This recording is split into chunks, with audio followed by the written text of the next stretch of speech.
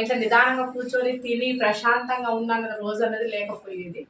అట్లా ఇసుగుబడేసి నేను ఎన్నో ప్రయత్నాలు చేసినా కానీ అది లాభం లేక ఫలితం లేక నేను ఇక్కడికి హైదరాబాద్కు చనిపోదామనేసి నా పిల్లల్ని తీసుకొని ఇక్కడికి వచ్చింది. మీదే ఊరమ్మా?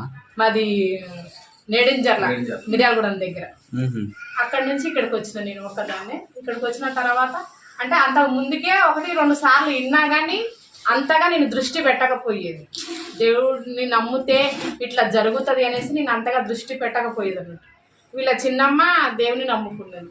ఆమె చెప్పింది అన్నట్టు, అమ్మ నువ్వు చర్చికి పోతే నువ్వు బాగుపడతావు, నీ జీవితం బాగుపడుతుంది, నీ కుటుంబం నిలబడుతుంది, నువ్వు ఒకసారి నమ్మి చూడు దేవుణ్ణి, ఆయనే అన్నిటికీ సమాధానం అనేసి ఆమె చెప్పటం వల్ల ఆమె మాటలు ఒకసారి నేను విశ్వసించి ఒకసారి ఆమె మాటలు విని చూద్దాము, ఇంత నేను ప్రయత్నం చేసినా కదా ఒకసారి ఆమె మాట విందామనేసి ఒక చిన్న నమ్మకంతో